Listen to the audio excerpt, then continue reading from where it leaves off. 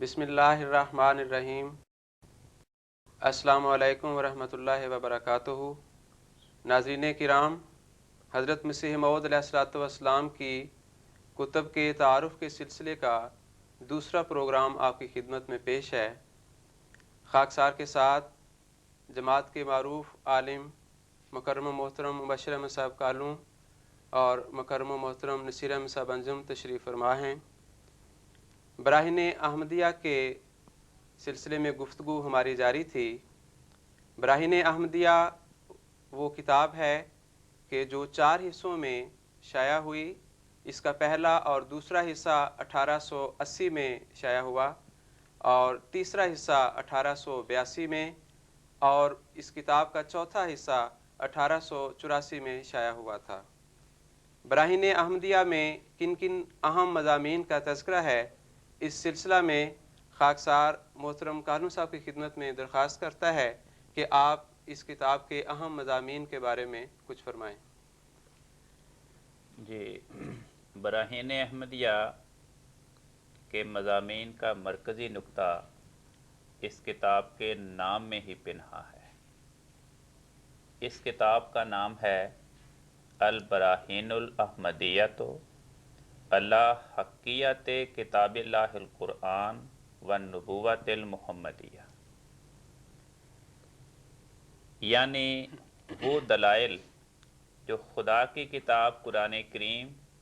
اور حضرت محمد مصطفیٰ صلی اللہ علیہ وسلم کی نبوت کی سچائی کو ثابت کرتے ہیں، یہ مرکزی نقطہ ہے اس کتاب کے مضامین کا۔ اور حضرت مسیح موعود علیہ السلام نے اس کے اندر 2 قسم کے دلائل پیش فرمائے ہیں۔ ایک تو یہ کہ قرآن کریم اپنی ہر بات کے ایسے عقلی دلائل پیش کرتا ہے اور ایسی تعلیمات پیش کرتا ہے جو انسان کی نجات کے لیے ضروری ہیں۔ ایسے شاندار عقلی دلائل، ایسی شاندار تعلیمات اور دنیا میں موجود تمام عقائد فاسدہ کے معقول جوابات یہ دنیا کی اور کسی الہامی کتاب میں موجود نہیں۔ اور دوسرے، اس کتاب میں یہ مضامین بیان کیے گئے کہ قرآن کریم اور حضرت محمد مصطفیٰ صلی اللہ علیہ وسلم کی سچائی کی ایک دلیل یہ ہے کہ ہر زمانے میں، ہر علاقے میں اس کتاب کی پیروی سے اللہ تعالیٰ اس امت کے ایسے خوش نصیب افراد پہ اپنی تجلیات کا، اپنے مکالمات کا، اپنے الہامات کا ان پہ نزول فرماتا ہے، اور ان کا وجود ہر زمانے میں اسلام کی اس سچائی کی دلیل بن جاتا ہے۔ اور اس سلسلے میں فرمایا کہ آج کے دور میں مجھے خدا نے اسلام کی سچائی کے نشانات دکھانے کے لیے پیدا کیا ہے، اور جس کو شک ہو میرے پاس آئے،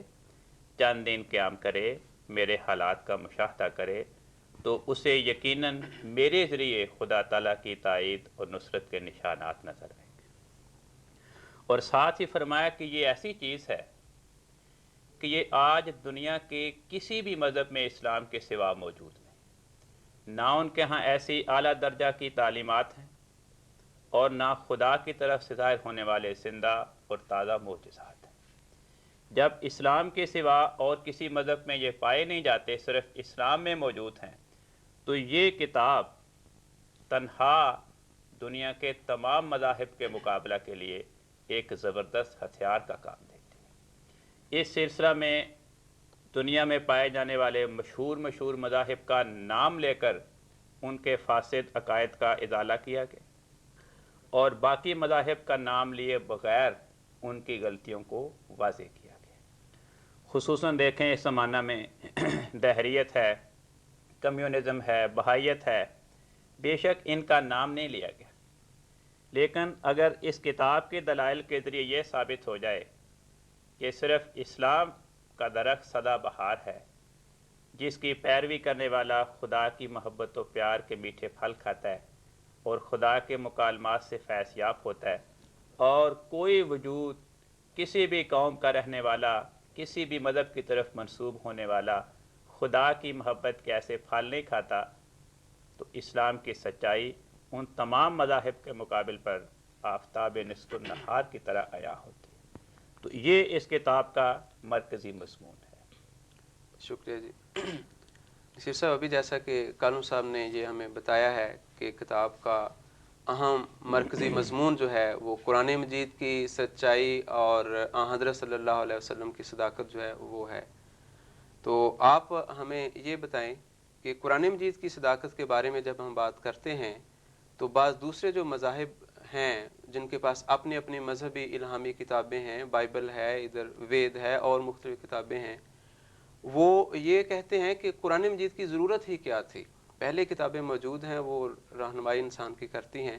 تو اس بات کو سامنے رکھتے ہوئے حضرت مسیح موعود علیہ السلام نے کیا روشنی ڈالی ہے اس پر؟ جی، اس سوال پہ حضرت مسیح علیہ السلام نے بڑی تفصیل کے ساتھ اپنی اس کتاب رائن احمدیہ میں بیان فرمایا ہے۔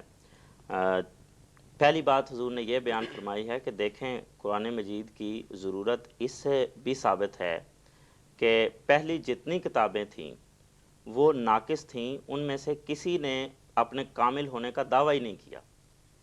نہ صرف یہ کہ اپنے کامل ہونے کا دعویٰ نہیں کیا، بلکہ وہ آئندہ زمانے کی خبر دے رہی ہیں کہ آئندہ کسی زمانے میں ایک کامل رسول، ایک کامل تعلیم لے کر آئے گا۔ چنانچہ حضور نے حوالے کے ساتھ یہ بات بیان فرمائی کہ مثلا انجیل یوحنا اس کے 16ویں باب کی 12ویں آیت میں حضرت مسیح علیہ السلام نے یہ پیشگوئی فرمائی تھی کہ مجھے تم سے اور بھی کچھ باتیں کہنا ہیں، لیکن اب تم ان کی برداشت نہیں کر سکتے۔ ہاں، جب وہ روح حق آئے گا تو وہ سچائی کی تمام راہیں تمہارے سامنے کھولے گا اور تمہیں آئندہ کی خبریں دے گا۔ یہ حضور فرماتے ہیں کہ دیکھیں، حضرت مسیح علیہ السلام کے بعد کون ایسا وجود آیا ہے جس نے حضرت مسیح علیہ السلام سے زیادہ سچی تعلیمات بیان کی ہوں اور آئندہ کی خبریں یعنی قیامت کے حالات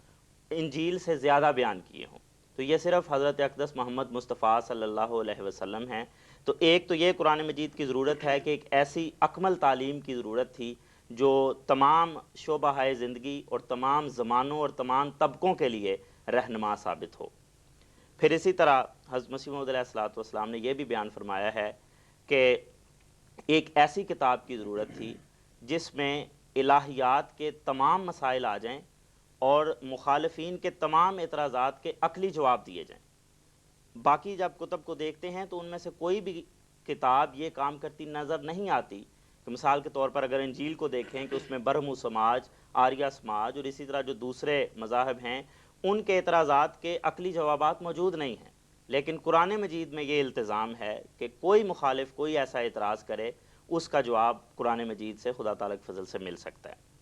پھر ایک بات یہ بھی ہے کہ پہلی کتب تحریف کا شکار ہو چکی تھی، ان میں انسان کے خیالات گھل مل گئے تھے اور ان کی دخل اندازی ہو چکی تھی۔ اس وجہ سے ایک ایسی کتاب کی ضرورت تھی جو خدا تعالیٰ کا خالص کلام ہو، اور چنانچہ قرآن مجید اس وجہ سے نازل ہوا۔ اور قرآن مجید کی یہ خوبی ہے کہ یہ ایک طالب صادق کا پیوند خدا تعالیٰ کے ساتھ کروا سکتا ہے، یہ کسی اور کتاب میں اب خوبی نہیں رہی۔ اور اس میں حضرت مسیح موعود علیہ السلام نے اپنا وجود پیش کیا ہے کہ میں اپنے آپ کو پیش کرتا ہوں، جو طالب صادق ہو وہ میرے پاس آئے اور اپنی آنکھ سے دیکھ لے کہ کس طرح خدا تعالیٰ کے ساتھ تعلقات استوار ہو سکتے ہیں اس کتاب پر عمل کرنے کی روشنی میں۔ تو یہ چند باتیں ہیں جو حضرت مسیح موعود علیہ السلام نے قرآن مجید کی ضرورت کے حوالے سے بیان کی ہے۔ جزاکم اللہ۔ گویا کہ پہلی جتنی کتابیں تھیں وہ یا تو نامکمل تھیں یا یہ ہے کہ وہ تحریف اور تبدل کا شکار ہو چکی تھی، ناقص ٹھہرتی تھیں، وہ رہنمائی نہیں مکمل کر سکتی تھیں۔ جزاکم اللہ جی۔ محترم کالم صاحب، آپ سے یہ درخواست ہے کہ جیسا کہ آپ نے ابھی فرمایا کہ اس کتاب کا نام ہی یہ ہے کہ البراہین الاحمدیہ علی حقیت کتاب اللہ، تو علی حقیت کتاب اللہ ہے، یعنی قرآن مجید کی جو صداقت ہے، حقیت ہے، اس کے بارے میں کچھ ہمیں اور مزید بتائیں کہ حضرت مسیح علیہ السلام نے کیا کیا دلائل اس میں رقم فرمائے ہیں۔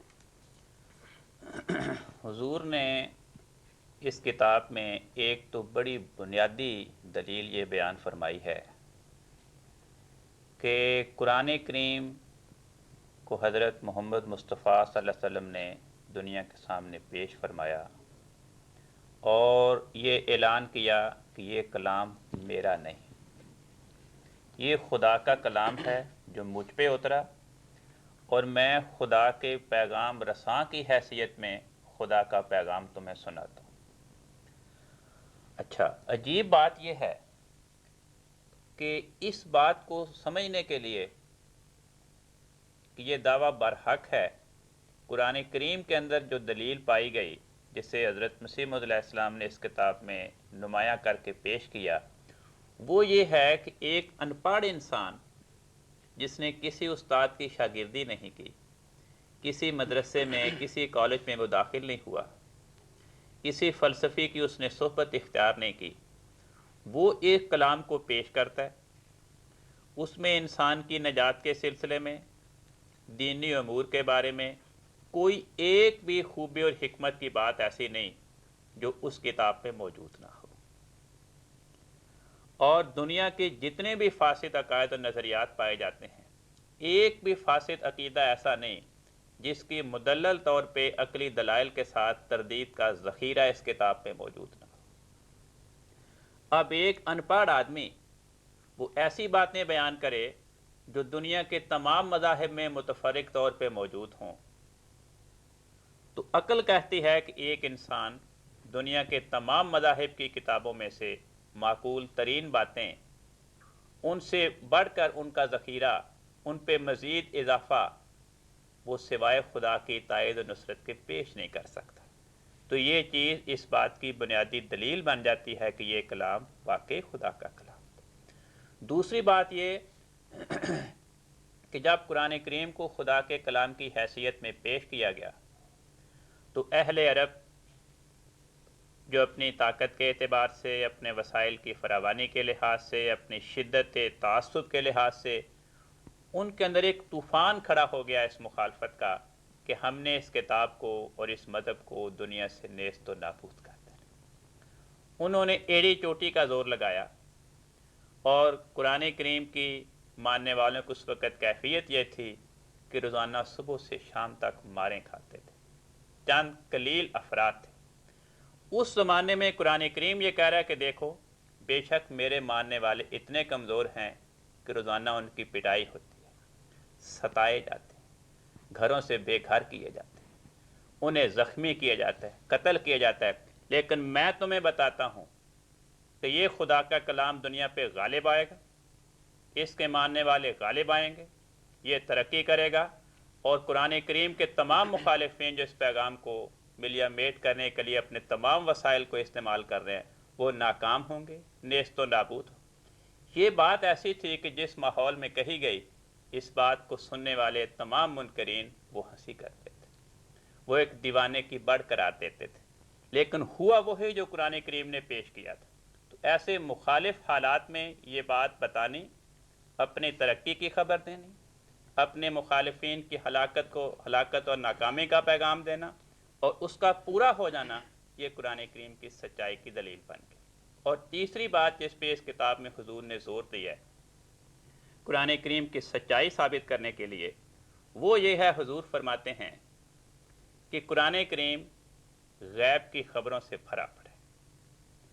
وہ ہر زمانے میں قرآن کریم کی بتائی ہوئی غیب کی خبریں پوری ہوتی ہیں، اور ہر زمانے کے افراد کے لیے ان غیب کی بتائی ہوئی خبروں کا پورا ہونا قرآن کریم کی سچائی کا نشان بن جاتا ہے۔ یہ تین بنیادی باتیں ہیں جن پہ حضرت مسیح موعود علیہ السلام نے اس کتاب میں قرآن پاک کی سچائی کو ثابت کرنے کے لیے زور دیا۔ جزاکم اللہ۔ یعنی ان ابھی تک جو ہماری گفتگو ہوئی ہے، اس گفتگو کی روشنی میں قرآن مجید کی ضرورت اور قرآن مجید کی صداقت کے جو دلائل ہیں ان کو سامنے رکھتے ہوئے قرآن مجید کا وہ دعویٰ بھی سامنے ہمارے آتا ہے کہ قرآن مجید بے نظیر ہے، اور یہی وجہ ہے کہ قرآن مجید نے بے مثل ہونے کا دعویٰ کیا ہے۔ تو نصیر صاحب، آپ سے یہ گزارش ہے کہ حضرت مسیح علیہ الصلوۃ والسلام نے قرآن مجید کی اس بے نظیر ہونے کے پہلو پر کس رنگ میں روشنی ڈالی ہے؟ جی، حضور نے جو اس بارے میں نکات معرفت بیان فرمائے ہیں، ان میں سے دو تین باتیں عرض کرتا ہوں۔ حضور نے یہ بیان فرمایا ہے کہ خدا کے کلام کو واقع ہی بے نظیر ہونا چاہیے، اور جس طرح ہم دیکھتے ہیں کہ خدا تعالیٰ کی ساری مخلوقات، ساری مصنوعات وہ بے نظیر ہیں، چھوٹی سے چھوٹی بھی مخلوق پر آپ غور کر لیں تو انسان اس کو نہیں بنا سکتا۔ تو یہی حال خدا کے کلام کا بھی ہے، خدا کے کلام کو بھی بے نظیر ہی ہونا چاہیے، اور اس وجہ سے بھی اس کی ضرورت ہے کہ جب کوئی مصنوعات بے نظیر ہوں گی تو وہ صانع کی بے نظیری پر دلیل ٹھہریں گی۔ حضور نے مثال دی کہ دیکھیں مثلا گلاب کا پھول ہے، اس میں کس قدر ظاہری اور باطنی حسن پایا جاتا ہے۔ ظاہری طور پر کس طرح اس کے پتے ملائم ہیں، خوبصورت لگتے ہیں، نازکی اس میں پائی جاتی ہے وغیرہ وغیرہ، اور اسی طرح اس میں خوشبو ہے، اس کے جو فوائد ہیں یہ اس کے باطنی حسن پہ دلالت کرتے ہیں۔ تو کوئی انسان ایسا پھول نہیں بنا سکتا۔ اسی طرح قرآن مجید کا بھی حال ہے، قرآن مجید میں بھی یہ دونوں طرح کی بے نظیری اور شان اور خوبصورتی پائی جاتی ہے۔ ظاہری طور پر بھی اگر قرآن مجید کو دیکھا جائے تو اس میں فصاحت اور بلاغت، الفاظ کا چناؤ، جہاں پہ تفصیل بیان کرنی ہے وہاں تفصیل، یہاں مجمل بیان کرنا ہے وہاں پہ اختصار، کوئی ایک فقرہ بھی قرآن مجید میں آپ کو زائد نظر نہیں آئے گا، اور اسی طرح کوئی ایک بات بھی ایسی نہیں جو بیان ہونے ضروری ہو اور وہ بیان ہونے سے رہ جائے۔ تو یہ کمال اختصار جو ہے یہ قرآن مجید کی خوبی ہے، اور تمام الہیات کے مسائل کا اس میں بیان ہو جانا یہ قرآن مجید کی بے نظیری ہے۔ اس کے ساتھ پھر حضور نے یہ بھی بات بیان فرمائی ہے کہ بعض لوگ کہتے ہیں کہ انسانوں کی بھی کئی ایسی کتابیں ہیں جو اس کی مثال کوئی نہیں بنا سکا، تو اس کی مثالیں دی ہوئی ہیں۔ حضور فرماتے ہیں کہ یہ بات کوئی اہمیت نہیں رکھتی، اس طرح کی جو کتابیں لوگ تالیف کرتے ہیں وہ تو سراسر تکلف سے کام لیتے ہیں، مثلا بے نکت کتاب لکھنا، اور بعض ایسے ہیں جو صرف نکات سے بھری ہوئی کتاب لکھتے ہیں، اس میں نکتہ ہی نکتے آتے ہیں ہر لفظ میں۔ تو فرمایا کہ یہ تکلفات سے کام لیتے ہیں، اور ایک لحاظ سے لغو ہے، ان کی ساری کوشش اس میں صرف ہوتی ہے کہ وہ قافیے سے قافیہ جوڑتے جائیں، کوئی معنی افرینی، کوئی مضامین، کوئی معرفت وہ اس میں بیان نہیں ہوتی ہرگز۔ لیکن قرآن مجید کی خوبی یہ دیکھیں کہ نہایت سادہ زبان کو اختیار کرتے ہوئے ایسے ایسے مضامین بیان فرمائے ہیں کہ جو سراسر معرفت اور عرفان پر مبنی ہیں، اور قرآن کریم کی بلاغت میں کوئی تکلف نظر نہیں آتا، بلکہ اس میں صداقت کو،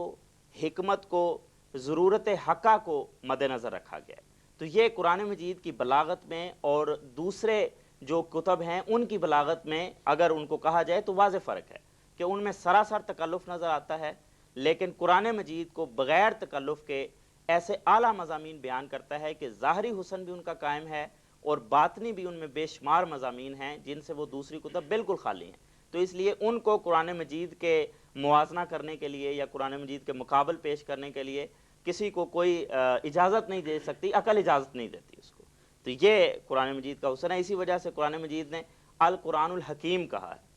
اور یہ فرماتا ہے کہ لا یاتیہ الباطل من بین یدیہ و من خلفہ، کہ اس کے ساتھ باطل اور بے ضرورت باتیں ہیں ہی نہیں، ضرورت حقہ کا خیال رکھا گیا ہے، اور یہی قرآن مجید کی بے نظیری ہے کہ ظاہری اور باطنی حسن اس میں بھرا ہوا ہے۔ جزاکم اللہ جی۔ قرآن مجید کا ذکر ہو رہا ہے کہ حضرت مسیح موعود علیہ الصلوۃ والسلام نے قرآن مجید کی صداقت کے لیے اور قرآن مجید کی شان میں کیا کیا مضامین جو ہیں وہ بیان فرمائے ہیں۔ محترم کالم صاحب، آپ سے درخواست ہے کہ حضرت مسیح موعود علیہ الصلوۃ والسلام نے ایک بڑا تفصیلی مضمون جو ہے قرآن مجید کے معجزات اور تاثیرات کے بارے میں بھی بیان فرمایا ہے، تو براہ کرم اس تھوڑے سے وقت میں آپ ہمارے ناظرین کو بتائیں کہ حضرت مسیح موعود علیہ الصلوۃ والسلام نے تاثیرات قرآنیہ یا معجزات قرآنیہ کے بارے میں کیا بیان فرمایا۔ جس وقت قرآن کریم کا نزول ہوا عربوں کی قوم میں، عربوں کو اپنی فصاحت و بلاغت پہ بڑا ناز تھا، اس قدر ناز تھا کہ اپنے سوا باقی تمام قوموں کے افراد کو وہ عجمی یعنی گونگے قرار دیتے تھے۔ اس قوم کے سامنے جب قرآن کریم خدائی کلام کی حیثیت میں پیش ہوا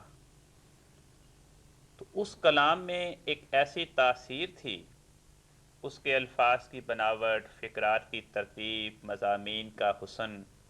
کہ وہ سننے والوں پہ اثر انداز ہوتی تھی،